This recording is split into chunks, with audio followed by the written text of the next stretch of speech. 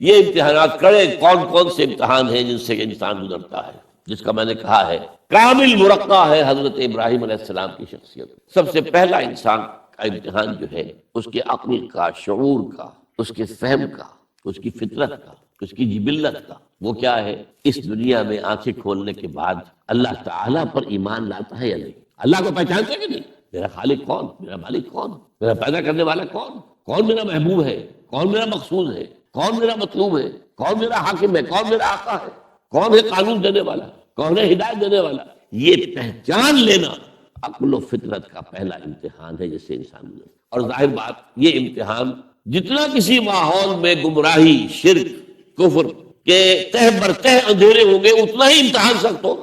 آپ مسلمانوں کے ماحول میں رہ رہے ہیں تو ٹھیک ہے، مسلمان بھی اب دنیا پرست بن گئے ہیں یا جو بھی آپ کہیں، حقیقی مسلمان تو دیکھنے کو نہیں ملتا، پھر بھی بہرحال اسلام تو ہے نا یہاں، کسی نہ کسی دیکھو تو چیز کو تو اللہ یاد آ جاتا ہے، کبھی نہ کبھی تو کسی کی بات ہی دل میں اتر جاتی ہے، کوئی اللہ کا بندہ جو ہے خلوص و اخلاص سے کہتا ہے بات اور وہ آپ کے دل میں اتر جاتی ہے۔ آپ ایسے معاشرے کا تصور کیجیے جہاں صرف ہدایت ہے ہی نہیں، کفر ہی کفر ہے، شرک ہی شرک ہے، باطل ہی باطل ہے، اس میں ایک شخص آنکھ کھولے اور پھر وہاں وہ خالق حقیقی کو پہچان لے، یہ ہے سب سے بڑی بات۔ آپ کو معلوم ہے قرآن مجید میں سورہ انعام میں پورا قصہ بیان ہوا ہے، جس ماحول میں کہ حضرت ابراہیم نے آنکھ کھولی ہے وہ ماحول کون سا ہے؟ ہر طرح کا شرک وہاں پر انتہائی درجے میں موجود تھا، سورج اور چاند اور ستاروں کی پرستش، بتوں کی پرستش اور سیاسی شرک۔ بادشاہ کہتا تھا میں خدا ہوں، نمرود جو دعویٰ تھا فرعون کا وہی اس کا تھا۔ کہیں سے کوئی توحید، کوئی اللہ کی بات، کوئی نیکی کی بات، کہیں کوئی روشنی، کوئی کرن اس معاشرے میں تھی؟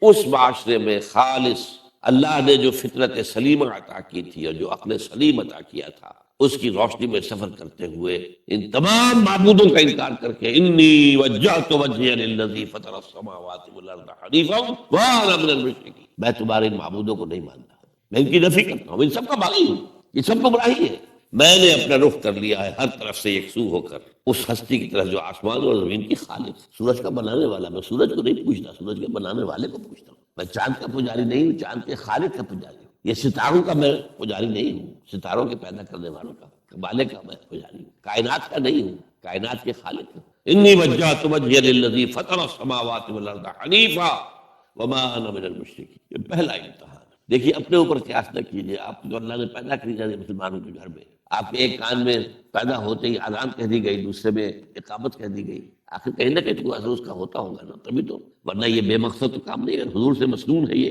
کیا پتہ ہمارے تحت شعور کی کون سی ٹیپ جو ہے وہ سو چل رہی ہو اور اس کے اوپر جو ہے یہ نقش ہو گئے، کچھ نہیں کہہ سکتے۔ لیکن وہاں کا کچھ بھی نہیں تھا، کفری کفر، سیاسی شرک، مذہبی شرک، ستارہ پرستی کا شرک، بت پرستی کا شرک۔ اس میں ایک نوجوان سلیم الفطرت نوجوان، اس نے ان تمام سے رخ موڑ کر ایک اللہ کی ہستی کی۔ اب آپ سوچئے دوسرا امتحان آتا ہے، حق پر پہنچ تو گئے، حق پر کھڑے رہنا آسان نہیں، اس کے لیے امتحانات آئیں گے، آزمایا جائے گا۔ الف لام میم احسب الناس ان یترکوا ان یقولوا آمنا وهم لا یفتنون ولقد فتنا الذین من قبلهم فلیعلمن اللہ الذین صدقوا ولیعلمن الکاذبین۔ ہم تو آزماتے ہیں، تم نے کہہ تو دیا ربی اللہ، اچھا آپ دیکھتے ہیں تمہیں جانچیں گے، پرکھیں گے، امتحان دیں گے تمہارا۔ وہ امتحان کیا تھا؟ اسی کو کہا رسول حبیب سجدہ ان الذین قالوا ربنا اللہ ثم استقاموا، بے شک وہ لوگ جنہوں نے کہا ہمارا رب اللہ ہے اور پھر جم گئے۔ یہ جم جانا جو ہے اس استقامت میں قیامت مسبق ہے۔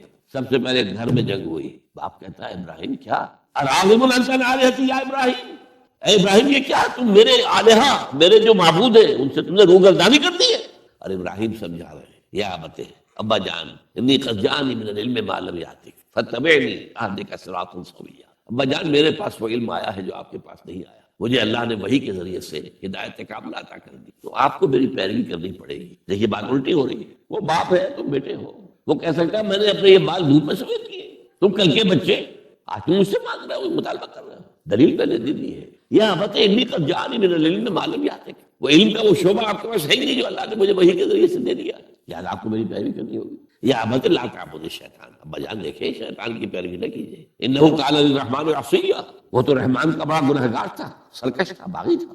یا ابت انی اخاف ان یمسک عذاب من الرحمن فتکون للشیطان ولیا، ابا جان مجھے بڑا اندیشہ ہے کہ آپ کہیں اللہ کی نگاہ میں شیطان کے ساتھیوں میں شمار نہ ہو جائیں اور پھر آپ پر اللہ کا عذاب نہ آ جائے۔ لیکن جواب کیا دیا باپ نے؟ اراغب انت عن آلہتی یا ابراہیم لئن لم تنتہ لارجمنک واہجرنی ملیا، اے ابراہیم میرے آلہہ میرے معبودوں سے روگردانی کر رہا ہے، باز نہیں آؤ گے سنسار کر دوں گا، پتھر مار مار کے ہلاک کر دوں گا، اور نکل جاؤ، دفع ہو جاؤ میری نگاہوں کے سامنے سے۔ وہ فطرت سلیمہ کا حامل نوجوان کیا کہتا ہے؟ قال سلام علیک، اچھا ابا جان آپ پر سلامتی ہو۔ میں قال سلام علیک، میں جاتا ہوں، گھر چھوڑ کے جا رہا ہوں، لیکن میں اپنے رب سے آپ کے لیے دعا کروں گا کہ وہ آپ کو ہدایت دے، وہ مجھ پر بڑا مہربان ہے، مجھے امید ہے کہ وہ میری اس دعا کو رد دے گا۔ اب اس سے ذرا آگے بات بڑھی، ابراہیم سوچتے ہیں کہ ان لوگوں کے اوپر تیشہ زوردار مارنا ہوگا، یہ جاگنے کو تیار نہیں ہے۔ میں ان سے کہتا ہوں تو ہاں کہتے ہیں، ہاں ٹھیک تو کہہ رہے ہو تم، لیکن نہیں بھائی ہمارے آبا و اجداد کا دین ہے، اس پہ چلے آ رہے ہیں، کیسے چھوڑ دیں؟ بات تو تمہاری ٹھیک لگتی ہے ابراہیم، تم بات تو صحیح کر رہے ہو، لیکن سورہ عنکبوت میں فرمایا مودۃ مالکم فی الحیات دنیا، حضرت ابراہیم نے کہا تم اپنے دنیا کی زندگی کی محبتوں کی وجہ سے جکڑے ہوئے ہو، ورنہ تمہیں معلوم ہے میں نے کھول دیا تم پر کہ یہ سب بکواس ہے، یہ تمہارے عقائد جو ہے بے بنیاد ہے، لیکن دنیاوی محبتیں یہ تعلق جو ہے تمہیں کھڑا کیے ہوئے ہے۔ جب انہوں نے دیکھا کہ ان پر وہی اقبال کا شعر ہے کہ پھول کی پتی سے کٹ سکتا ہے ہیرے کا جگر، مرد ناداں پر کلام نرم و نازک بے اثر، مرد ناداں پر کلام نرم و نازک، اس کے اوپر تو وہ ہتھوڑا چلانا پڑتا ہے، وہ ہتھوڑا چلانے کی سوچی۔ ان کا کوئی تہوار آیا تھا جس میں جا کے باہر میدان میں جا کے کوئی پوجا کرنی تھی کسی خاص ستارے کی، اور پورا شہر خالی ہو جانا تھا۔ حضرت ابراہیم نے کہا میری طبیعت تو ٹھیک نہیں، میں تو آپ لوگوں کے ساتھ نہیں جاؤں گا، آپ جائیے۔ جب چلے گئے پورا شہر خالی ہو گیا۔ اب انہوں نے ہاتھ میں ہتھوڑا لیا، وہ بت خانے میں گھس گئے اور سب بتوں کو توڑ کے چورا چورا کر، لیکن طبیعت میں ایک عجیب قسم کا ایک مٹھاس والا مزاح تھا، تو اس ایک سب سے بڑے بت کو چھوڑ دیا اور اس کے کندھے پر وہ تیشہ رکھ دیا۔ اب جو وہ رات کو واپس آئے ہوئے، آپ سوچئے ذرا، آج بھی ہندوستان کے شہر متھرا میں یا بنارس میں کہیں بتوں کے ساتھ کے کوئی حشر کر دے تو کیا قیامت آئے گی؟ کیا کیا؟ من فعل ھذا بآلہتنا، کون ہے وہ جس نے ہمارے معبودوں کا یہ حشر کیا؟ بہت کچھ کر کے کچھ لوگ ہاں ہم سنتے تھے، ایک نوجوان جو ہے وہ کچھ ان کا ذکر کیا کرتا تھا، ان بتوں کا کہ ان میں کچھ نہیں ہے، کچھ نہیں ہے، کچھ باغیانہ خیالات کا اظہار کیا کرتا تھا وہ ابراہیم۔ بلاؤ حاضر کیا، یا ابراہیم آنت فعلت ھذا، کیا آپ تم نے کیا؟ مجھے کیا پوچھتے، اس بڑے بت سے پوچھو، اس سے پوچھو، بھائی سارے ٹوٹے ہوئے یہ سالم کھڑا ہے۔ اور نمبر دو جسے کہتے ہیں پولیس کی اصطلاح میں آلہ واردات، قتل کیا تھا تو کس چیز سے کیا تھا وہ بھی برآمد ہو گیا، وہ چھری بھی مل گئی ہے، اس پر خون کے دھبے بھی ہیں، اور آج تو آپ کو معلوم ہے کہ خون کے قطرے سے بھی پتہ چل جاتا ہے کہ کس کا خون تھا، جنیٹکس کے ذریعے سے، تو اس نے کیا ہوگا؟ کہ ابراہیم عقل کے ناخن لو، ان سے پوچھیں، یہ بات کرتے کوئی؟ اف لکم، تو ہے تم پر، تم پوچھتے ہو ان کو جو بات تک نہیں کر سکتے، جو اپنا دفاع نہیں کر سکتے، جو اپنے آپ کو بچا نہیں سکتے، ایک عام انسان بھی دفاع کرتا ہے اپنا۔ فَرَجَعُوا إِلَىٰ أَنفُسِهِمْ، اب انہوں نے اپنے اندر دلوں کی طرف دھیان کر کے سوچا کہ واقعی ابراہیم صحیح کہتا، لیکن پھر لوٹے، پھر وہ عصبیت، پھر وہ آباء و اجداد کے ساتھ تعلق، پھر وہ معاشرت کے نظام۔ انہوں نے کہا بس اس کو قتل کرو، اس کو ختم کرو۔ یہ اس کو فیس کرنا، آپ سوچ لیجیے کتنے بڑے امتحان کی بات تھی، کتنے بڑے جرم کی بات تھی۔ اچھا چونکہ وہاں نظام بھی تھا، بادشاہ کے دربار میں حاضری ہو گئی۔ ابراہیم ہم نے سنا تم ہمارے سوا کسی کو خدا مانتے ہو؟ جی ہاں۔ کون ہے وہ خدا؟ فرمایا میرا رب وہ ہے جو زندہ رکھتا ہے اور مارتا ہے، ربی الذی یحیی و یمیت، قال عنہ وحی یمیت، میں بھی زندہ رکھتا ہوں اور مارتا ہوں۔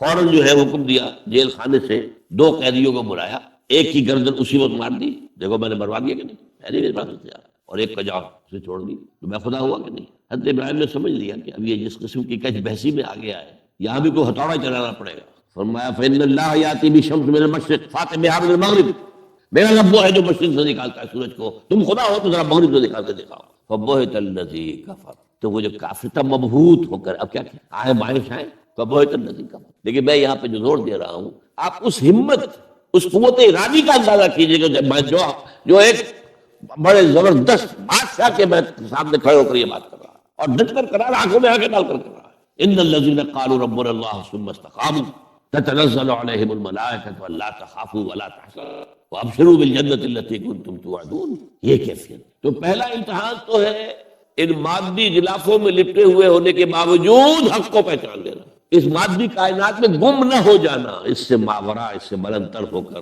اس ہستی کو پہچاننا جس نے اس کو پیدا کیا۔ انی وجہت وجہی للذی فطر السماوات والارض حنیفا وما انا من المشرکین، پھر اس پر قائم رہنا، اور بڑے سے بڑا رزق لینا۔ آپ نے گھر سے نکال دیا، ٹھیک ہے چل جا رہا ہوں۔ قال السلام علیک ساستغفر لک ربی انہ کان بی حفیہ، موت کو فیس کیا ہے، اس طرح کیا ہے، کیسا جواب دیا، کیسا، میں نے کہا ایک مذاق کا انداز تھا ان کے عمل میں کہ اس سے پوچھو، ایک صحیح سالم کھڑا باقی ٹوٹے ہوئے، تو کرنے والا یہ سرکمسٹانشل ایویڈنس کیا ہوتا ہو؟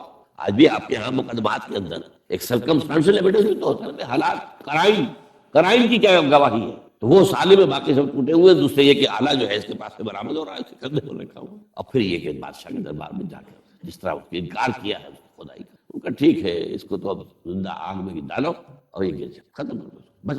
اچھا، اس کے لیے تیاریاں کی گئی ہیں. سورہ صافات میں اس کا ذکر موجود ہے. تو اب حضرت ابراہیم دیکھ رہے ہیں کہ میرے لیے آگ کا الاؤ تیار ہو رہا ہے بہت بڑا. ایک اوپر مچان بنائی گئی ہے جہاں سے کہ ان کو پھینکنا ہے آگ میں.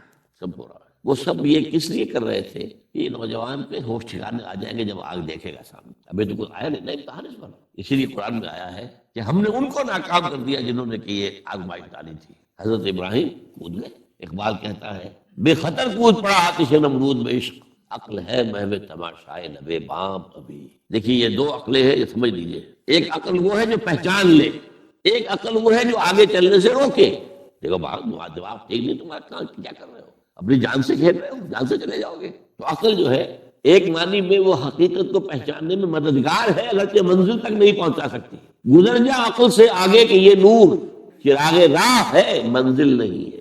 چراغ رکھا تو روشنی تو ہو جائے گی نا، کچھ نہ کچھ دکھا دے گی. بس یہ چراغ راہ ہے، یہ آخری منزل تک عقل نہیں پہچان سکتی. یہ تو فطرت انسانی ہے، قلب ہے، روح انسانی ہے، وہ پہچانے. اور عقل گو آستان سے دور نہیں، اس کی قسمت میں پر حضور نہیں، حاضری نہیں ہوتی وہاں. اللہ تک پہنچانے والی شے عشق ہے، اللہ کی محبت. آگے چلنے سے تو عقل روکتی. عقل کا لفظ جو ہے وہ اس سے پہلے یقیناً کئی مرتبہ میں نے یہاں بیان کیا ہوگا. عقل کے معنی ہے روکنے والی. یہ جو سعودیز جو ہے وہ اپنے سروں کے اوپر ایک باندھتے ہیں، کوئی سنہرے رنگ کا ہوتا ہے، کچھ ہوتا ہے اس رومال کے اوپر، اس کو اقال کہتے ہیں. اقال یہ ان کی پرانی بدویانہ، جب ان کو کھانے پینے کو بھی نہیں ملتا تھا، بھوکے پیاسے ننگے پاؤں ننگے بدن رہتے تھے، اس وقت سے ایک رواج ہے. ان کی ساری زندگی جو ہے گھومتی تھی اونٹ کے گرد. اونٹی کا گوشت کھا لینا ہے، اونٹی کا دودھ پی لینا ہے، اونٹ کے اوپر سواری کر لینی ہے، اونٹ کی کھال سے جو ہے وہ خیمے بنا لینے ہیں، اونٹ کے بالوں سے اپنے لیے کوئی کمبل بنا. اونٹ ہی اونٹ تھا. جیسے ہمارے پنجاب میں جن علاقوں کو کہا جاتا ہے جو جانگلی علاقہ، وہ بھینس ہی بھینس تھی، بھینس کا کلچر تھا. وہ بھینس کا دودھ پی لیا، بھینس کے مکھن سے کھا لیا، لسی سے نہا لیے، اور یہ ساری چیزیں جو ہے بھینس کا گوشت کھا لیا. بھینس ہی بھینس تھی. اور کیا تھا؟ یہ مج کلچر تھا یہاں کا سارا. یہ جو آپ کے ہاں جانگلی کہلاتے ہیں، یہ تو آباد کار آئے ہیں جلندھر سے، ہوشیارپور سے، گرداسپور سے. وہ آباد کاروں نے آ کے پھر یہاں پر جو ہے وہ ساری چیزیں بتائی ہیں. ورنہ یار کس کو جانتے؟ گڑ بھی نہیں جانتے. گڑ کس بنا کا نام نہیں جانتے. چینی تو بہت دور کی بات ہے، گڑ نہیں جانتے. تو ان کا یار کیا معاملہ تھا؟ اونٹ ہے. اب اونٹ کا یہ ہے کہ جب بدو سواری کر کے جا رہا ہے، ایک جگہ پر اترا ہے، اسے پیشاب کرنا ہے، کچھ اور کرنا ہے. اب اس خطرے سے کہ کہیں اونٹ بھاگ نہ جائے، اس کے ایک گھٹنے کو ایک رسی سے باندھ دیتا تھا. اب 3 پاؤں رہ گئے، 3 پاؤں سے اچک تو سکتا ہے، وہ بھاگ تو نہیں سکتا. تو اچک کر وہ اگر کہیں آس پاس درخت ہے، کیکر کا درخت ہے، وہ ناشتہ کچھ کر لے، کھانے کی کوئی حرج نہیں ہے، ایک بھاگے نا. تو وہ جو رسی جس سے اونٹ باندھتے تھے، اس کا گھٹنا، وہ اب کیا ہوا؟ اسے جانا ہے سفر پر دوبارہ، وہ جائے گا، وہ رسی وہاں سے کھول کے سر پہ باندھ دے گا، کاٹ کے رسی کو. یہ اقال. اب وہ سنہری بھی ہوتے ہیں، کیا کیا خوبصورت ہوتے ہیں، لاکھوں روپے کا ہوتا ہے، لیکن تہذیبی پس منظر اس کا یہ ہے. اب ظاہر بات ہے کہ وہ تو روک، اس لیے حدیث میں لفظ آیا ہے. ایک مرتبہ حضور مسجد نبی میں تشریف فرماتے، باہر کوئی بدو آئے صحابی باہر سے، اور انہوں نے اپنے اونٹ کا یا اونٹنی کا گھٹنا نہیں باندھا، اسے ویسے ہی چھوڑ کے اندر آ گئے. حضور نے فرمایا تم نے اس کا گھٹنا کیوں نہیں باندھا؟ جواب دیا میں نے اللہ پر توکل کیا. فرمایا غلط. اعقلھا ثم توکل، پہلے اس کا گھٹنا باندھو پھر توکل کرو. وسائل کا استعمال ترک کر دینا توکل نہیں ہے. ہاں یہ سمجھو کہ وسائل کے ذریعے سے نہیں ہوگا، جو بھی کچھ ہوگا اللہ کی چیز سے ہوگا، لیکن وسائل کا استعمال تو کرنا ہے. وہ توکل اسلام میں نہیں ہے جو رہبانیت کا توکل ہے. بہرحال تو یہ اب جو ہے عقل جو ہے اب اس وقت دیکھے بے خطر کود پڑا آتش نمرود میں عشق، عقل ہے محو تماشائے لبے بام ابھی. ابھی عقل تو وہیں پر کھڑی ہوئی سوچ رہی ہے کودنا چاہیے کہ نہیں کودنا چاہیے. اب تو ابراہیم کود بھی چکا. لوگ حیران رہے، لیکن اللہ نے اس آگ کو گل و گلزار بنا دیا. قلنا یا نار کونی بردن و سلام علی ابراہیم. اب آیا چوتھا امتحان کہہ لیجیے اس کو. یہ رسولوں کے باب میں اللہ کا قاعدہ ہے. اس قوم کی طرف کسی رسول کو بھیجیں، اگر وہ قتل کرنے پر آمادہ ہو جائے رسول کو، تو پھر وہاں سے ہجرت کی اجازت ہوتی ہے. جیسے حضور جب دارالندوہ میں فیصلہ ہو گیا کہ اب قتل کر دو محمد کو صلی اللہ علیہ وسلم، اس سے پہلے یہ اندیشہ تھا جب تک کہ ابو طالب زندہ تھے کہ چچا سپورٹ پر ہے ابو طالب، اب بنو ہاشم کا وہ سردار ہے، تو یہ ہماری جو ہے ان فائٹنگ ہو جائے گی، ٹرائبل، انٹر ٹرائبل یا انٹرا ٹرائبل کہنا چاہیے، کہ قریش کے اندر ہی آپس میں جب ہم لڑ پڑیں گے تو ہماری جو دھاک بیٹھی ہوئی ہے پورے عرب میں وہ تو ختم ہو جائے گی. A house divided amongst sisters, you understand؟ یہ وہ چیز تھی جو ابھی تک ان کے ہاتھ رکے ہوئے تھی. اب ابو طالب مر گئے. اب جو سردار ہے بنو ہاشم کا وہ ابو لہب ہے، وہ حضور کا وزیر سب سے بڑا دشمن ہے.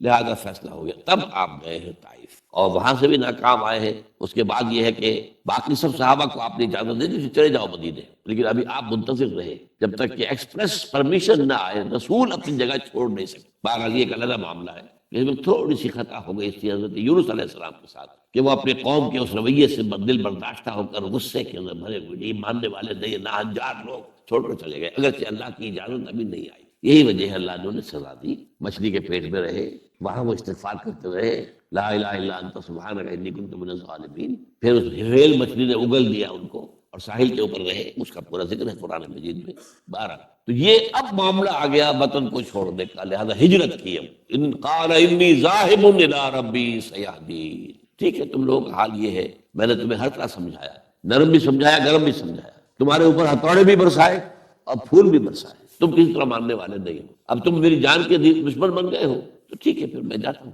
انی ذاہب الی ربی سیہدین رب ہب لی من الصالحین۔ ایک دعا اور نکل آئی اس وقت، اللہ مجھے صالح اولاد عطا۔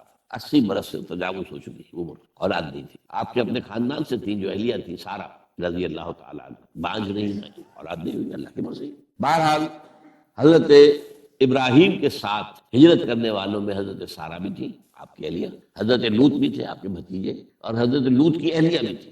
یہ اہلیہ جو ہے لوط کی، یہ مومنہ تھی، یہ ساتھ انہوں نے ہجرت۔ بعد میں جب انہیں اللہ تعالیٰ کے حکم سے حضرت ابراہیم نے بھیج دیا صدوم اور عمورہ کی بستیوں کی طرف، تو وہاں شاید معلوم ہوتا کوئی اور شادی کی ہے، وہ کافرہ رہی، اور اس نے جو ہے حضرت لوط کے ساتھ جو ہے خیانت کا معاملہ، وہ ایک علیحدہ معاملہ ہے۔ بہرحال اس وقت جو دعا کی رب ہب لی من الصالحین، اس کے جواب میں اللہ نے فوراً ہم نے اسے ایک غلامن فبشرناہ بغلام حلیم، ہم نے انہیں بشارت دے دی ایک بہت ہی بردبار، حلیم الطبع، متحمل مزاج بیٹے کی۔ یہ اسماعیل کی تعریف ہے، نوٹ کر لیجیے گا، دوسرے بیٹے ہوئے حضرت سارہ کے بعد میں، ان کو کہا گیا ہے غلام علیم عالم۔ حضرت اسماعیل کے لیے کہا گیا ہے غلام حلیم، بہت بڑے حلیم، متحمل مزاج، بہت بات۔ اس کا بھی تھوڑی سی داستان بیان کر دوں۔ حضرت سارہ کہا کہ اولاد نہیں تھی، حضرت ابراہیم ہجرت کر کے آئے تھے، کہاں سے پیدا کہاں ہوئے تھے؟ شہر ار، یہ جو عراق کا اس وقت کا سب سے بڑا شہر تھا، صدر مقام تھا، وہاں پیدا ہوئے تھے۔ وہاں سے ہجرت کر کے کہاں آئے؟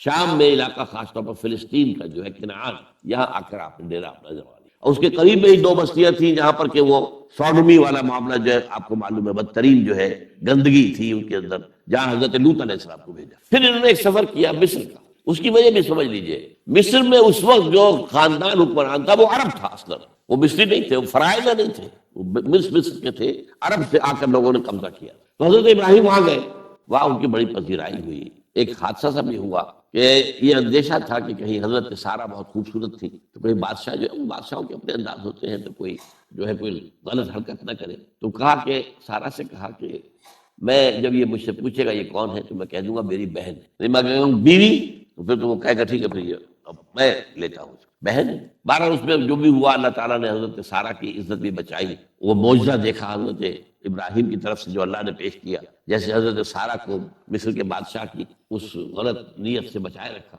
پھر اس شخص نے جو ہے اپنی بیٹی ہاجرہ یہ خدمت میں پیش کی۔ یہ ہاجرہ کنیز نہیں تھی، یہ اصل میں یہودیوں نے مشہور کر دیا۔ یہودی کہتے ہیں کہ اصل بیوی تو تھی حضرت سارہ، اور سارہ کے اولاد بعد میں ہوئی ہے، وہ ہے اسحاق، اسحاق کے بیٹے ہیں یعقوب، یعقوب کی اولاد ہم ہیں، تو اصل تو ابراہیم کی اولاد ہم ہیں۔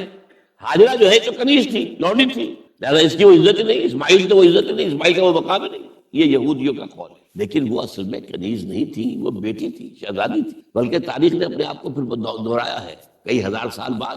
حضور نے صلح حدیبیہ کے بعد جب خطوط لکھے ہیں دعوتی بادشاہوں کے نام، شہنشاہ ایران، شہنشاہ روم، مقوقس مصر، نجاشی حبشہ، خطوط لکھے، تو مقوقس جو ایک طرح کا بادشاہ تھا، پیٹریارک تھا، جو الیگزینڈریا کا، اس نے اکرام کیا حضور کے جو سفیر تھا، ان کا بڑی عزت کی، احترام کیا، اور پھر حضور کی خدمت میں 2 جو ہے خواتین کو بھی بھیجا۔ اب اس زمانے میں یہی رواج دنیا کے اندر چلتے تھے، اور یہ گھوڑا بھیجا دلدل، وہ جو حضور صلی اللہ علیہ وسلم کا بہترین گھوڑا تھا، تو انہی میں سے ایک کنیز جو ہے ان سے حضور نے نکاح کیا، ماریہ قبطیہ، اور ماریہ قبطیہ سے اللہ نے اولاد دی حضور کو عمر کے آخری درجے میں، حضرت ابراہیم نام رکھا ان کا۔ نوٹ کیجیے، سائیکل مکمل ہو رہا ہے۔ ابراہیم گئے تھے مصر، وہاں سے ہاجرہ آئی، اور اس سے اسماعیل ہوئے، اسماعیل سے یہ ساری نسل چلی، محمد پیدا ہوئے، محمد کے نکاح میں پھر مصر سے آئی ہوئی ایک خاتون آئی ہے ماریہ قبطیہ، ان سے جو پیدا ہوئے ان کا نام ابراہیم رکھا. تو یہ گویا کہ یہ ایک عجیب سائیکل ہے. بہرحال لیکن جب حضرت سارہ نے دیکھا کہ میرے ہاں تو اولاد نہیں ہو رہی، تو حضرت ابراہیم سے کہا کہ میں آپ ہاجرہ کے ساتھ آپ جو ہے ذر و شوقت تو معاملہ قائم کر لیجیے، تو اللہ آپ کو ان کے ذریعے سے اولاد دے دے، مجھے تو امید نہیں ہے کہ میرے ہاں اولاد. تو اس پر حضرت ابراہیم نے ان کے ساتھ وہ رشتہ قائم کیا اور اللہ نے اسماعیل کا تھا بیٹا دے دیا. اب اللہ تعالیٰ نے حکم دیا ہاجرہ اور اپنے اس بیٹے کو لے جاؤ اور جاؤ وہاں بواد غیر ذی زرع، جاؤ وہاں حجاز کی اس وادی کے اندر، وادی غیر ذی زرع، وہاں ان کو چھوڑو. اب یہ امتحان دیکھیے، توکل کا امتحان. حضرت ابراہیم لے آئے، کوئی متنفس نہیں، کوئی گھاس تک پیدا نہیں ہو رہی. کوئی درخت کا ہونا تو اور بڑی بات ہے کہ کھجور کا درخت ہو یا کوئی اور درخت ہو. پانی نہیں، پانی کا ایک مشکینہ تھا ابراہیم کے پاس، وہ چھوڑ دیا. کچھ کھجوریں تھی وہ دے دی اور چلے. حاجرہ پوچھتی ہمیں کس کے باغ سارے چھوڑ کے جا رہے ہیں؟ کہنے لگے اللہ. یہ ہے توکل، اللہ کا حکم ہے. دعائیں مانگ کر رب ھب لی من الصالحین فبشرناہ بغلام حلیم. اب وہ بچہ آتے رہتے تھے، چکر لگاتے تھے. فلما بلغ معہ السعی، جب وہ بچہ اسماعیل ان کے ساتھ بھاگنے دوڑنے کے قابل ہو گیا، کاموں میں ہاتھ بٹا رہا ہے، 13 برس کی عمر ہو گئی ہے، نوجوان. اندازہ کیجیے 100 برس کی عمر، بوڑھا آدمی، اولاد اب تک ہوئی نہیں تھی. یہ ایک اولاد مانگ کر دعا سے اللہ سے لی ہے. اب آخری امتحان آتا، اس سے آگے کوئی امتحان نہیں. اس بوڑھے شخص کی نخل تمنا ہری ہو رہی تھی اپنے بیٹے کو دیکھ کر. فلما بلغ معہ السعی قال یا بنی انی اری فی المنام انی اذبحک فانظر ماذا تری. کہتے ہیں حضرت ابراہیم بیٹے میں مسلسل دیکھ رہا ہوں خواب میں کہ میں تمہیں ذبح کر رہا ہوں، تو دیکھو غور کرو تمہاری رائے کیا ہے. نبی کا خواب بھی وہی ہوتا ہے، اس میں کوئی شیطنت جو ہے، کوئی شیاطین جن و انس کی کوئی مداخلت نہیں ہوتی. پھر یہ کہ پے بپے 3 دن یا بنی انی اری فی المنام انی اذبحک فانظر ماذا تری. اب جواب سنیے وہ حلیم. یا ابت افعل ما تؤمر ستجدنی انشاءاللہ من الصابرین. ابا جان کر گزریے جو آپ کو حکم ہو رہا ہے. تومر امرتا نہیں، تومر حکم ہو رہا ہے. جب 3 دفعہ آپ کو یہ حکم ہو گیا اللہ کی طرف سے تو پھر دیر کائے پہ. یا ابت افعل ما تؤمر ستجدنی انشاءاللہ من الصابرین. آپ مجھے انشاءاللہ صابر کریں. یہ وہ صابر اور حلیم ہونے کی شان ہے، جان دینے کے لیے تیار. اب یہاں بھی دیکھیے کہ یہودیوں نے اتنی تحریفیں کی ہیں. وہ ذبیح اللہ حضرت اسحاق کو کہتے ہیں. یہ بعد میں حضرت اسحاق پیدا ہوئے ہیں، 13 سال بعد، 100 برس کی عمر تھی حضرت ابراہیم کی. اب وہ کہتے ہیں کہ ذبیح اللہ جو ہے وہ اسحاق ہے، اسماعیل تھے. مروا پہاڑی جو مروا اور یہ موریا، وہاں پر بھی انہوں نے ایک پہاڑی کا نام رکھ دیا مروا. وہ کہتے ہیں یہاں پر اسحاق کو ابراہیم نے ذبح کرنے کی کوشش کی. سب پاس ایک بڑی عمدہ کتاب مولانا فراہی رحمۃ اللہ علیہ کی تھی، عربی، پھر اس کا ترجمہ ہوا. الرأی الصحیح فی من هو الذبیح، عربی میں کتاب تھی کہ ذبیح کون تھا، اسماعیل یا اسحاق، اس کے بارے میں صحیح رائے کیا ہے. یہ اس کتاب کا موضوع ہے. تو انہوں نے تورات کے حوالے سے ثابت کیا ہے. اصل میں ہوتا کیا ہے، چور لاکھ چیزیں چھپا بھی جائے اپنی تو کہیں نہ کہیں کلو چھوڑ جاتا ہے. آخر تفتیش ہوتی ہے، پولیس والے بھی جانتے ہیں، کہیں نہ کہیں سے کوئی نہ کوئی کلو جو ہے، اب ساری چیزوں کو سمیٹنا مشکل ہوتا ہے اس کے لیے. تو اس کے اندر وہاں کلو موجود ہے، اسحاق اس کے اندر تورات کے اندر جس سے ثابت ہوتا ہے، انہوں نے ثابت کیا. الرأی الصحیح فی من هو الذبیح، اس کا میں نے ترجمہ شائع کیا تھا جب میں نے ابتدا کی ہے لاہور میں آ کر اپنے کام کی 1965 میں. تو دارالاشاعت الاسلامیہ میں نے قائم کیا تھا اپنا ایک دارالاشاعت پبلشنگ ہاؤس، اس سے وہ کتاب شائع کی تھی. اب بھی وہ چھپتی ہے، اب وہ اور پبلشر ہے ان کے، وہ چھاپ رہے ہیں. بہرحال تو حضرت اسماعیل جو ہے وہ ذبیح اللہ ہے. اللہ نے جب لٹا لیا فلما اسلما وتلہ للجبین. اب یہاں پر ذرا نوٹ کیجئے، اسلما جب دونوں نے اسلام کا مظاہرہ کیا، وہ جو میں نے کہا تسلیم، سر تسلیم خم ہے جو مزاج یار میں آئے. بوڑھا باپ چھری لے کر تیار ہو گیا ہے اور جوان بیٹا گردن ڈال کر بس صرف ایک احتیاط کی ہے کہ پیشانی کے بل لٹایا ہے تاکہ چہرہ سامنے نہ رہے. چھری چلاتے ہوئے چہرہ اوندا للہ للجبین، پیشانی کے بل میں انہوں نے لٹا دیا اور پھر چھری چلائی. لیکن اللہ نے پکار کر کہا یا ابراہیم قد صدقت الرؤیا انا کذلک نجزی المحسنین. اے ابراہیم بس تم نے اپنا خواب پورا کر. میں نے آج سے بہت پہلے مضمون لکھا تھا اس پر، تو میں نے کہا تھا جس کا امتحان لیا جا رہا تھا وہ فیل نہیں ہوا، ممتحن کو بس کرنی پڑی، اللہ کو بس بس بس. ان ھذا لہو البلاء المبین. ابراہیم واقعی یہ بہت بڑی آزمائش تھی، اس میں تم پورے اتر گئے. یہ میں نے آپ کے سامنے زندگی کا جو پورا ایک نقشہ ہے ابراہیم کا، ہر قدم پر امتحان، ہر قدم پر امتحان، ایک سے ایک کڑا امتحان، ایک سے ایک بڑا امتحان، اور آخری امتحان یہ ان ھذا لہو البلاء المبین. جب ممتحن یہ کہتے بھائی بات تم بہت مشکل، پرچہ واقعی میں نے بہت مشکل سیٹ کیا تھا، کمال ہے تم نے بہت عمدہ حل کیا، اس سے بڑی شاباش کیا ہوگی. لیکن اس کے ساتھ یہ ہے کہ اب اگلا موضوع آ رہا ہے میرا، جہاں تک تو معاملہ آ گیا. یہ قربانی جو ہے اس کو پھر ہمیشہ کے لیے اب سنت ابراہیم کے طور پر جا باقی رکھا گیا. این اس وقت جنت سے ایک میڑھا ان کی جگہ آ گیا، حضرت اسماعیل کو کوئی قدم نہیں پہنچی، کچھ بھی نہیں، میڑھا ذبح ہو گیا۔ اور وہ قربانی ہے جو آج پوری دنیا میں اس وقت سے لے کر ترکنا علیہ فی الآخرین، ہم نے اس کی یہ یاد ہے، یہ قربانی ہے جو آپ دیں گے، یہ کیا ہے؟ حضور سے پوچھا گیا ما هذه الاضاحی یا رسول اللہ، اللہ کے رسول یہ اضاحی کیا ہے، یہ کیا ہے، یہ جو ہم قربانیاں دیتے ہیں کیا ہے؟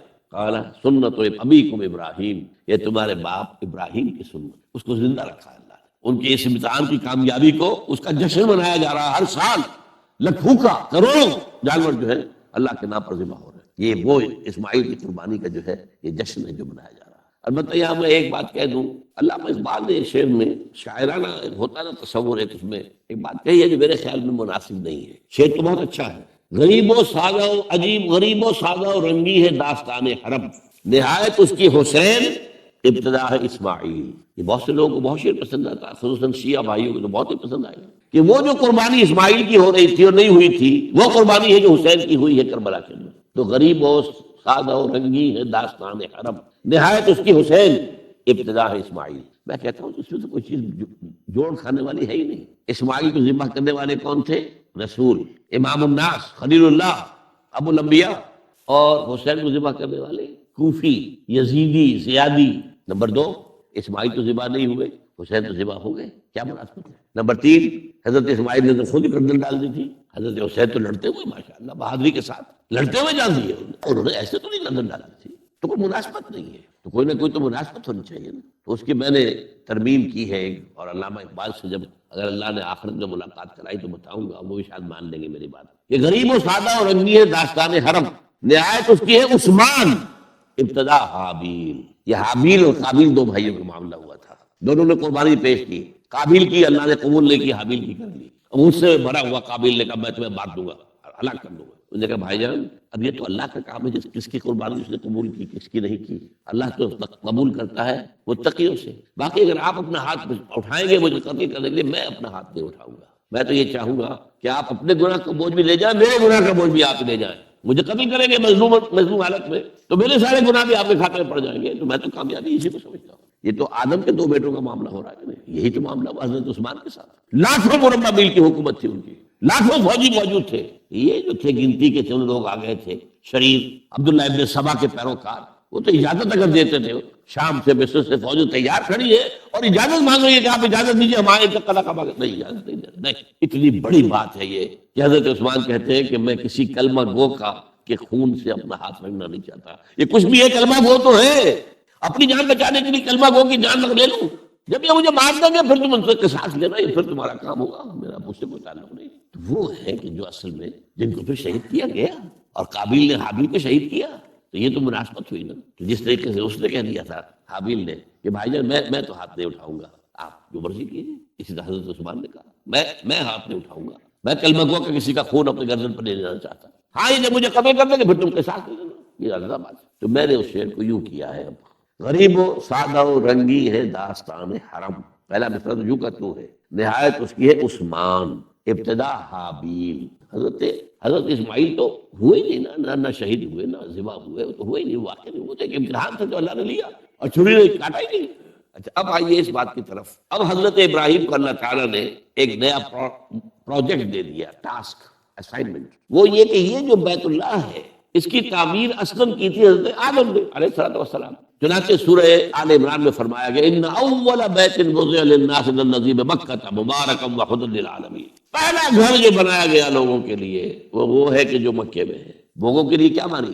اللہ کی عبادت کے لیے، توحید کے مرکز کے طور پر۔ ظاہر بات ہے حضرت آدم اللہ کے نبی تھے تو کوئی نہ کوئی نماز کی شکل تو تھی نا ان کے ہاں بھی، ہمارے ہاں بھی ہے، انہوں نے یہ گھر بنایا۔ اس کے بعد سیلابوں میں اور بہت عرصہ گزرنے کے بعد، کیونکہ اس کے بعد جو زیادہ رہا معاملہ انبیاء کا نبوت کا، وہ رہا ارض فلسطین سے متعلق رہا۔ آپ کو معلوم ہے حضرت اسماعیل کے بعد سے لے کر حضور تک کوئی نبی رسول عرب میں تو آئے ہی نہیں، لہذا یہ ہے کہ یہ جو ہے یہ گھر یہ اس کے بعد جو ہے عرصے تک چونکہ پڑا رہا، حضرت آدم کے بعد پھر سیلاب کی وجہ سے بہہ گیا، عمارت اوپر کی رہ گئی، ختم ہو گئی، بہہ گئی، بنیادیں رہ گئی۔ اس لیے کہ یہ جو حضرات وہاں جاتے ہیں ان کے علم میں ہے کہ اصل میں جو طائف ہے اونچائی پر ہے، پہاڑی مقام ہے، سید افزا مقام ہے، بارش جب ہوتی ہے تو اس کا پانی جو آتا ہے وہ سیل کہلاتا ہے، وہ مکے سے ہو کر گزرتا ہے، جنت المالا کی طرف سے ڈھلوان ہے، پانی یہاں سے گزرتا ہے، اور یہ مکہ جو ہے کعبہ یہ عین یوں سمجھیے کہ ایک پیالے کے عین نیچے جو ہے باٹم میں وہاں پر یہ کھڑا ہوا ہے، چاروں طرف پہاڑ ہے، تو سیلاب کی راہ گزر تھی یہ، تو اس وجہ سے یہاں سے وہ پھر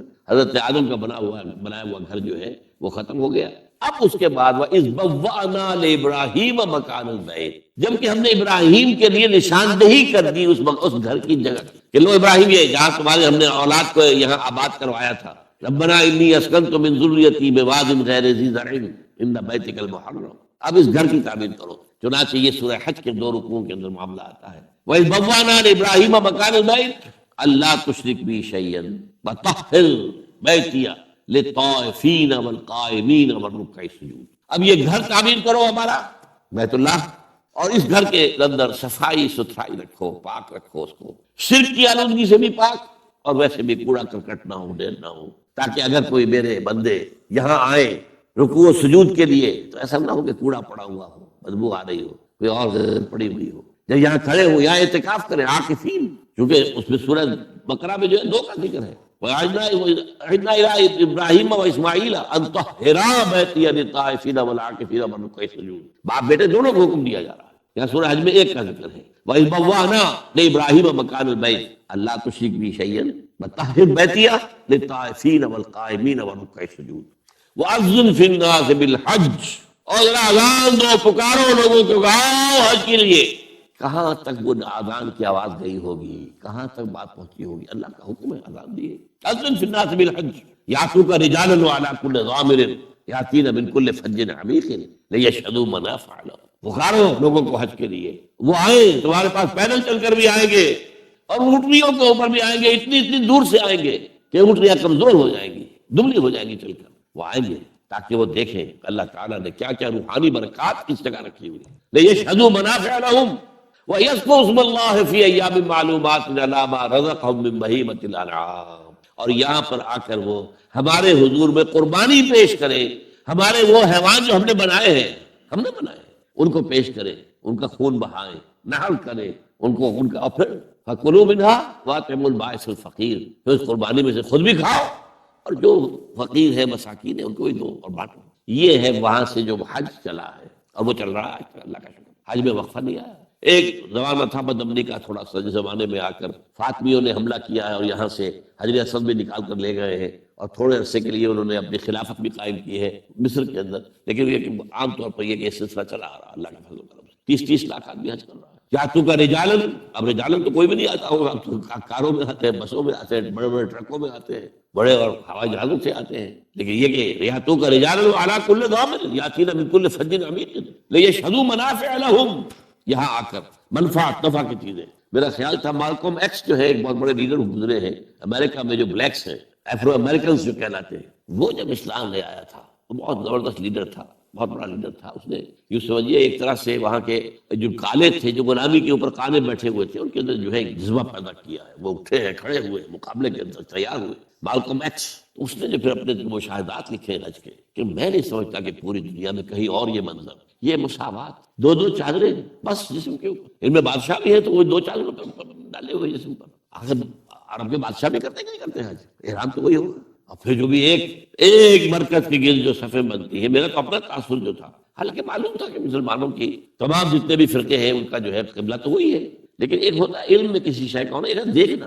1962 میں جب پہلی مرتبہ اللہ نے یہ شرف عطا کیا، میں نے دیکھا عجیب وہ منظر ہوتا ہے وہ دائرے کے اندر، اور یہ کوئی رکھنا نہیں پڑتا، نماز ایک سب مل کر پڑھ رہے ہیں، ایک ہی نماز پڑھ رہے ہیں۔ اور ایک نقطہ میرے سامنے وہ آیا تھا جو نے 12 بیان کیا ہے، اور حیران ہوئے لوگ جنہوں نے کبھی سوچا نماز کے اندر اتنا اختلاف 1400 برس کے بعد بھی نہیں ہے کہ جس سے ڈرل ٹوٹ جائے۔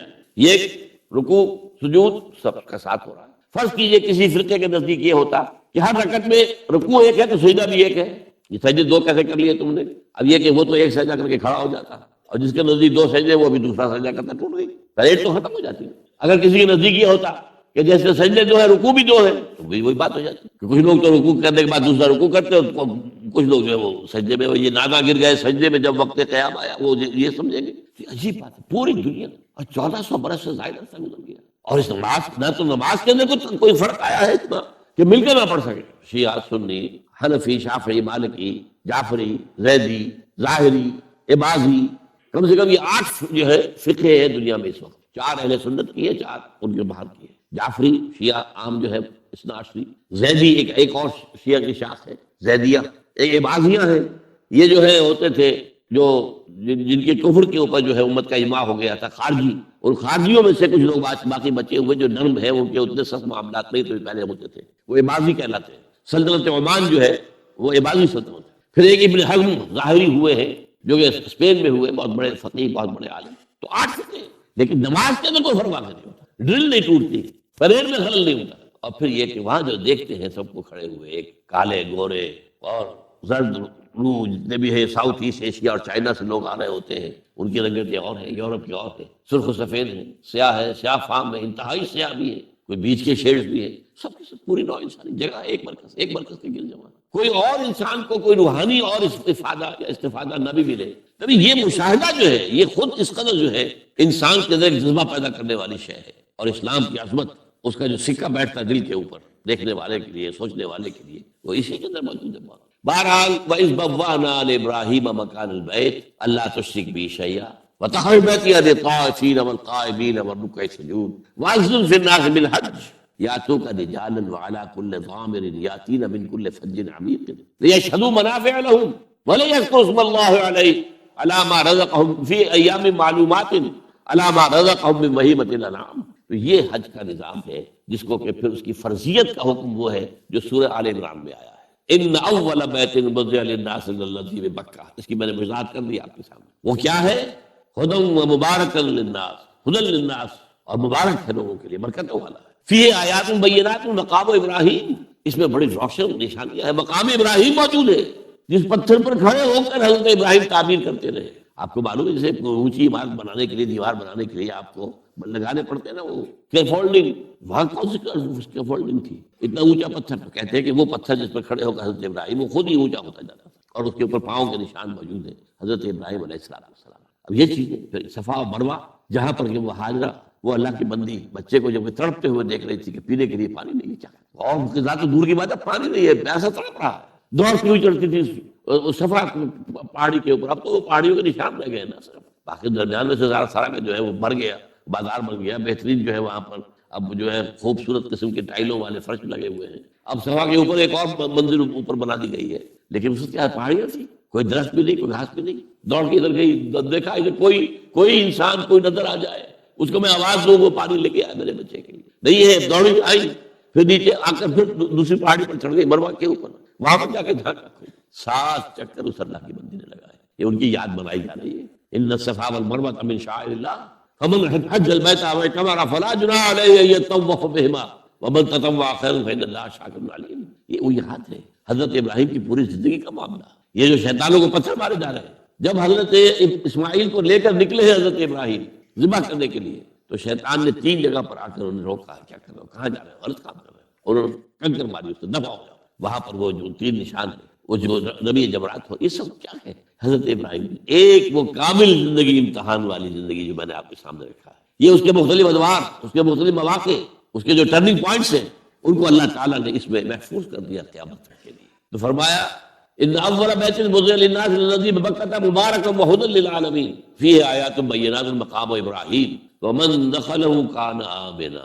یہ وہ ہے معجزہ، جو شخص بھی حرم میں داخل ہو جائے اس کے لیے امن۔ بدترین دور بد امنی کا جو ہوتا تھا عربوں کے اندر، اس میں بھی اگر فرض کیجئے کہ آپ کے والد کو کسی نے قتل کیا تھا، اور عرب کے اندر پھر اس کا انتقام لینا جو ہے وہ لازم تھا، وہ ڈھونڈتا پھر رہا ہے آپ کے والد کے قاتل کو، کہیں نہیں مل رہا ہے۔ اب اسے نظر آ گیا حرم کے اندر وہ ہے، وہاں وہ کچھ نہیں کہے گا، کچھ نہیں کہے گا، یہ امن کی جگہ، دارالامن ہے۔ وہذا البلد الامین لا اقسم بهذا البلد، یہ هذا البلد جو ہے مکہ بلد الامین ہے، تو امن والا۔ من دخلہ کان آمنا وللہ علی الناس حج البیت من استطاع الیہ سبیلا، اور اللہ کی طرف سے لوگوں پر ایک ذمہ داری ہے، بوجھ ہے کہ وہ اس کے گھر کا حج کرے، جو بھی اس کے لیے استطاعت رکھتا ہو سفر کی۔ اگر اس کے پاس سفر کا خرچہ موجود ہے، اور جو غیر حاضر رہے گا، پچھلے دنوں میں تو 4 مہینے لگتے تھے، اب تو 40 دن عام طور پر ہے، اور جو ہوائی جہازوں سے جاتے ہیں وہ تو 8-10 دن کے اندر حج کر کے واپس بھی آ جاتے ہیں۔ لیکن یہ ہے کہ پہلے جہاں جاتے تھے، اور پہلے تو یہ ہوتا تھا کہ جو چلا گیا سمجھیے اس کا واپس آ جانا جو ہے وہ ایک نئی زندگی ہے، کیونکہ بدامنی ہوتی تھی وہاں پر جو ہے، جب تک یہ سعودی حکومت نہیں بنی تھی تو وہاں بدامنی تھی، حاجیوں کے قافلے لوٹ لیے جاتے تھے۔ آج قتل ہو جاتے تھے. انہوں نے آ کر کم سے کم یہ کیا کہ امن و امان قائم کیا، اسلامی سزائیں رائج کی. جس بستی کے پاس قتل ہوا ہے اگر وہاں کے لوگوں کو سب کو جمع کر لیتے تھے، سارے بڑے چودھری لوگ، یا تو تم تلاش کر کے بتا دو کون قاتل ہے اور تم سب کو قتل کر دیا جائے، تو وہ قاتل حاضر کر دیتے تھے. اب کون قتل کرے گا؟ آپ یہ اس طریقے اسلامی سزاؤں کا معاملہ تو یہ ہے. تو اس حوالے سے اب وہاں پہ امن ہے، بالکل کوئی چوری چکاری بھی نہیں. اور ہمارے یہاں بہت سے لوگ جو وہاں پر ورکرز مزدوروں کی حیثیت سے جا کر رہ گئے ہیں، وہ کرتے ہیں کام، مرد کام کرتے ہیں، ورنہ وہاں نہ چوری تھی نہ کچھ نہیں تھا، کچھ نہیں، بالکل نہیں. سن 62 کے تک کا دور میں دیکھ کر آیا، کچھ نہیں. بلکہ ہمارے جو معلم تھے انہوں نے ایک خاص وقت میں کہا کہ بھائی اب ذرا خیال کر لینا، اپنے بٹوے وغیرہ سنبھال کے رکھنا.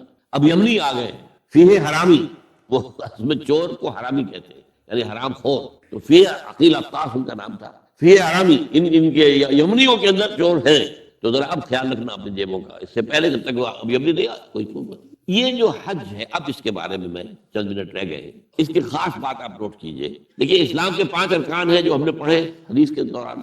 ایک کا تعلق عقیدت سے، کلمہ شہادت، 4 عبادات، نماز، روزہ، حج اور زکوٰۃ. ان میں ایک فرق یہ ہے کہ 2 عبادتیں وہ ہے کہ جو ہر مسلمان کو فرض ہے، پیسے والا ہو، بھوکا ہو، کلاش ہو.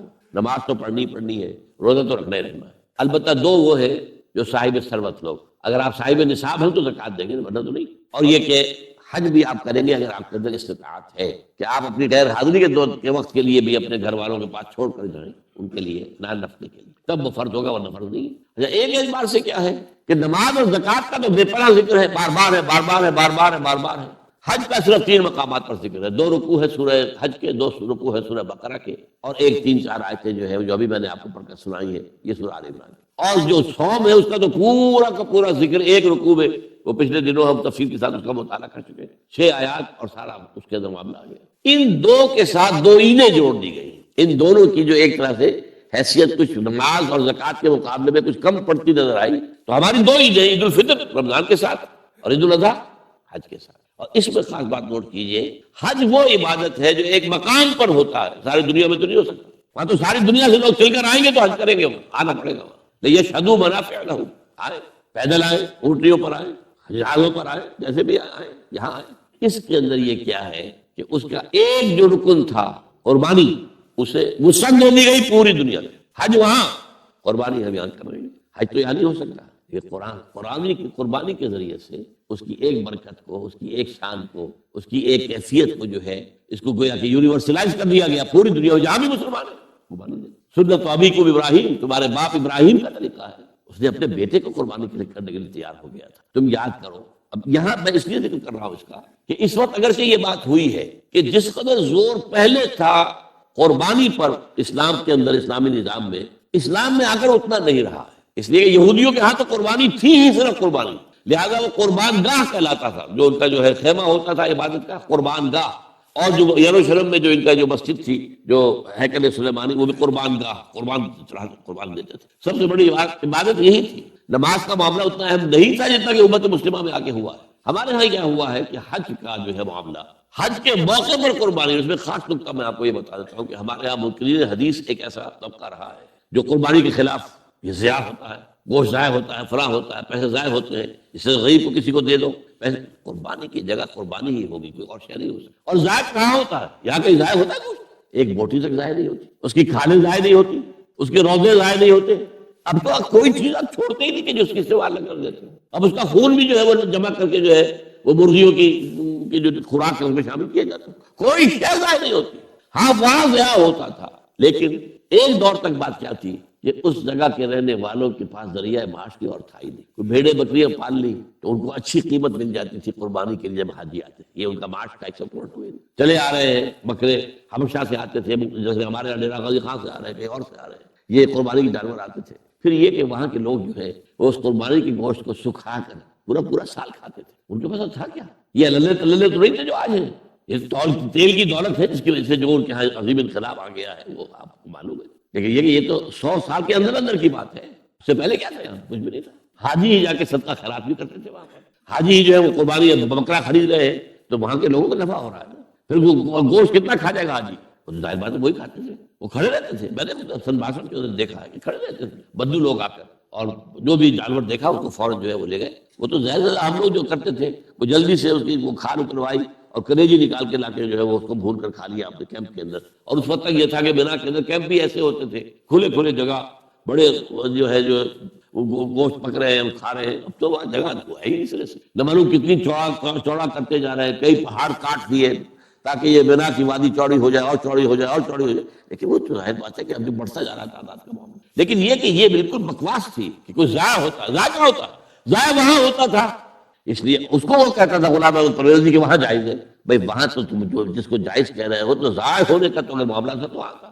آپ کو یاد ہوگا یہ افغان جہاد جب ہو رہا تھا تو پورے بڑے 747 جہاز بھر کر قربانی کے گوشت کے آتے تھے یہاں افغانستان میں مجاہدین کے لیے، اور جو یہاں پہ ان کے وہ تھے مہاجرین تھے ان کے لیے پورے ان کے جو جہاز بھر کر آتے، اتنا گوشت وہاں ہوتا ہے. تو اس اعتبار سے لیکن اصل میں کیا کیا ہے، اب وہاں قربانی جو ہے وہ صرف ایک قسم کا حج کرنے والے کا فرض ہے. حج 3 طرح کا ہے، افراد، قران اور تمتع. افراد یہ ہے کہ آپ نے حج کا احرام باندھا، اب وہاں جا کر آپ کوئی تمتع نہیں کریں گے، یعنی کوئی عمرہ نہیں کریں گے، وہی وہ احرام باندھے رکھیں گے.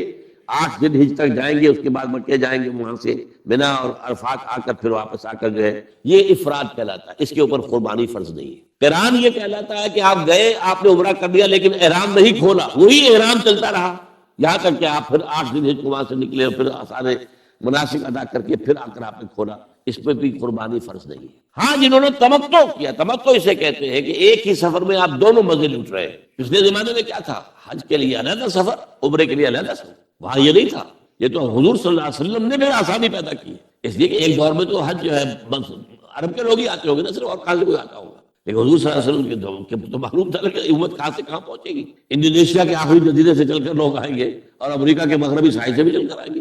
یہ آئے گے کہ نہیں آ رہے ہیں. تو بجائے اس کے کیا، اگر ان کے لیے عمرے کے لیے علیحدہ سفر ہوتا تو وہ ان کے ناقابل برداشت تھا. تو ایک احرام میں عمرہ بھی اور حج بھی. اب ہم تمتع کرتے ہیں، جو بھی یہاں سے جاتا ہے اس کو حج تمتع کہلاتا ہے. افراد، قران اور تمتع. تمتع یہ ہے کہ آپ گئے، آپ نے یہاں سے احرام باندھ لیا، وہاں جاتے عمرہ کیا، احرام کھول دیا، اب آپ آرام سے مکے میں رہیے، آپ کے اوپر کوئی احرام والی پابندی اب نہیں ہے، ختم ہو گئی. اس کے بعد 8 دن حج کو آپ نے احرام باندھا حج کے لیے، اور وہ 3 دن کے بعد 4 دن کے بعد کھول دیا.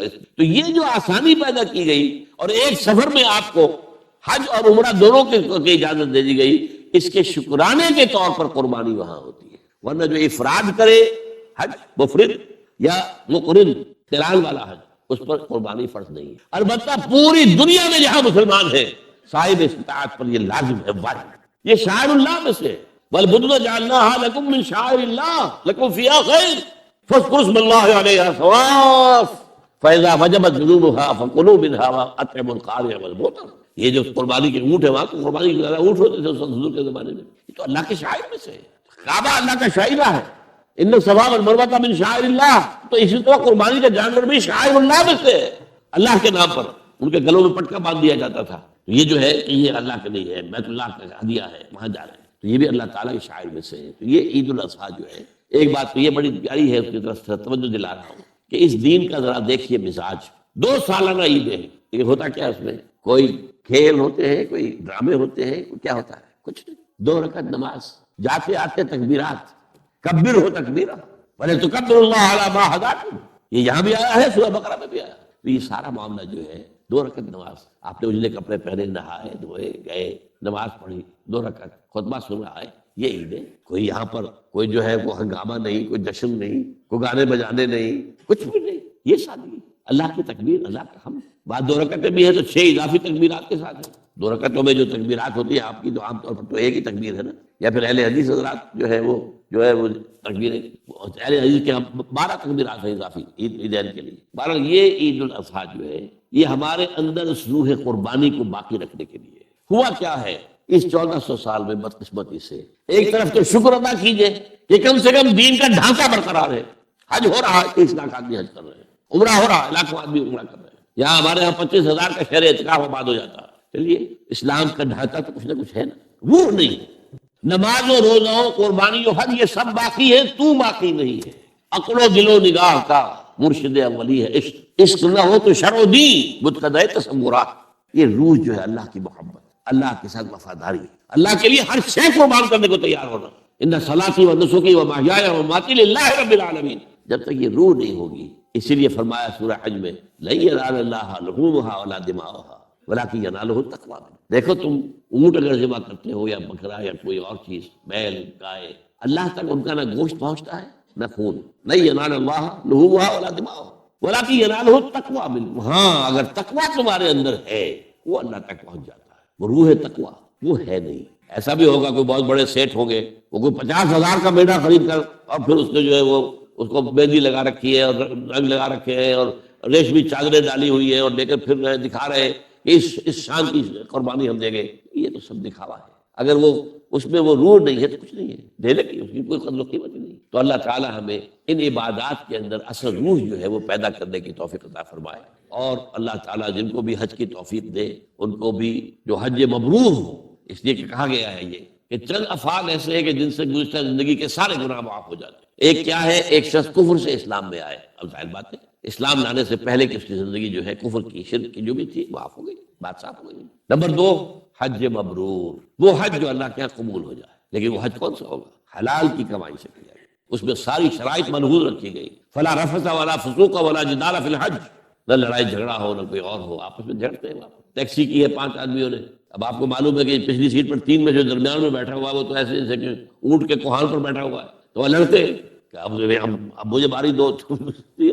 یہ ساری چیزیں جو ہے یہ اگر وہ روح تقویٰ ہے تو پھر نہیں ہوگی۔ آپ اپنے بھائی کو اپنے اوپر ترجیح دیجیے اور اس میں اپنے ایثار کیجیے، آپ اپنے لیے اللہ تعالیٰ کے ہاں اجر و ثواب زیادہ بنا لیں۔ تو اس حوالے سے حج کو کہا گیا حج مبرور، کہ کوئی شخص جو ہے اگر حج ایسا کر لے، ایسا پاک و صاف، تو وہ پھر ایسے ہو کر آتا ہے کہ جیسے کہ اس نے ابھی وہ اس کی ولادت ہوئی ہے، اس کا پچھلا پوری زندگی کا حساب کتاب صاف ہو جاتا ہے۔ لیکن اگر وہ کمائی کی جو ہے حلال کی نہیں ہے تو اس کے لیے بھی حدیث سن لیجیے، حضور نے نقشہ کھینچا ہے کہ ایک شخص ہے، حج کے لیے آیا ہے، دور سے آیا ہے، اشغث اغبرا یطیل سفرا، بڑا لمبا سفر کر کے آیا ہے، بال غبار آلود ہے، کیونکہ وہ ہوائی جہاز سے تو آتے نہیں تھے، وہ تو اونٹ کے اوپر سفر کر کے آتے تھے، تو اندازہ کیجیے کیا ان کا حلیہ بن جاتا ہوگا۔ نہاتے بھی نہیں تھے، مبادا کوئی بال ٹوٹ جائے، احرام کے اندر تو بال بھی توڑنا آپ کے لیے جائز نہیں ہے، تو اس لیے وہ نہانے کے سے بھی رکے رہتے تھے۔ اسی لیے تو کہا ثم لیقضوا تفثهم، پھر جب یہ سب تم کچھ کر لو تو پھر اپنا جو بھی میل کچیل ہے وہ دور کرو، اپنا نہاؤ دھو اور اپنا احرام کھول دو، اور گویا کہ جیسے عید ہوتی ہے، ہمارے عید کی نماز ہوتی ہے تو وہاں پر وہ پھر اس کی جگہ پر جو ہے وہ طواف ہے، طواف زیارہ، کہ جو یوم نحر کو قربانی دینے کے بعد اور رمی جمرات کے بعد پھر جاؤ اپنا حجامت بھی کروا کر سب منڈوا دینا جو ہے افضل ہے، پھر جاؤ اور جا کر اب کپڑے پہن کر گویا کہ عید منانے کے انداز میں اچھے کپڑے پہن کر خوشبو لگا کر جاؤ اور طواف زیارت کرو۔ یہ طواف زیارت جو ہے یہ جو ہمارے ہاں عید اضحیٰ کی نماز کی 2 رکعتیں اس کے قائم مقام ہے، یہ ہے اس طریقے سے یہ نظام آپس میں بڑا مربوط ہے۔ اقول قولی ھذا واستغفر اللہ لی ولکم ولسائر المسلمین والمسلمات۔